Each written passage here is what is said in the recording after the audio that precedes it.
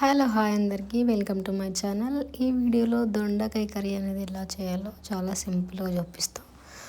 ఒకవేళ మీకు నచ్చితే మీరు కూడా ట్రై చేసి మీకు ఎలా వచ్చిందో తప్పకుండా కామెంట్లో తెలియజేయండి. ఫస్ట్ దొండకాయలను తీసుకొని ఇలా నీట్గా కడిగి, తెల్లగా ఉంటుంది దొండకాయల మీద, అది పోయే వరకు మొత్తం కడిగి ఇట్లా కట్ చేసుకొని పక్కన పెట్టుకోవాలి.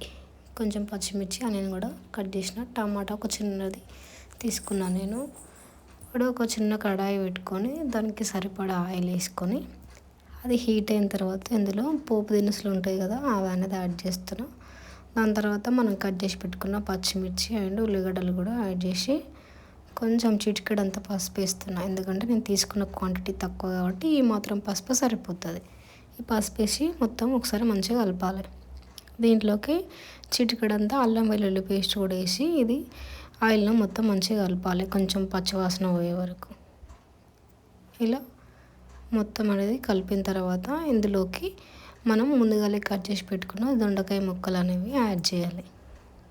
నాకు ఇలా దొండకాయ ఇట్లా పొడవుగా కట్ చేస్తే చాలా ఇష్టం. ఒకవేళ మీకు నచ్చదు అనుకుంటే చిన్న చిన్న ముక్కలు కట్ చేసుకోండి. ఇలా మొత్తం నీట్గా మంచిగా కలపాలి. కలిపి కొద్దిసేపు మగ్గనిచ్చిన తర్వాత ఇందులోకి మనం కట్ చేసి పెట్టుకున్న టమాటాలు ఉన్నాయి కదా, అవి కూడా యాడ్ చేస్తున్నా. దొండకాయ మరీ మగ్గాల్సిన అవసరం లేదు, కొంచెం మగ్గిన తర్వాత టమాటా అనేది యాడ్ చేసుకోవచ్చు. ఇందులోకి కొంచెం ఉప్పు అనేది యాడ్ చేసి మూత పెట్టి ఒక 5 మినిట్స్ ఉడకనిద్దాం.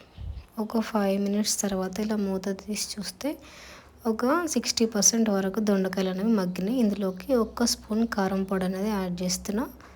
ఇది యాడ్ చేసిన తర్వాత కొంచెం మంచిగా కలుపుకోవాలి. దీంట్లోకి 1 టీ గ్లాస్ వాటర్ అనేది యాడ్ చేస్తాం. వాటర్ యాడ్ చేసి మూత పెట్టి కొంచెం సేపు ఉడకనిద్దాం. చూడండి, ఆల్మోస్ట్ మన కర్రీ రెడీ అయిపోయింది. మధ్య మధ్యలో ఒకసారి ఇలా చెక్ చేసుకుంటూ ఉండాలి, లేదంటే అడుగంటిపోద్ది, కొంచెమే వాటర్ యాడ్ చేసినాం కాబట్టి. చూడండి కలర్ఫుల్గా ఎంత మంచిగా కనిపిస్తుందో.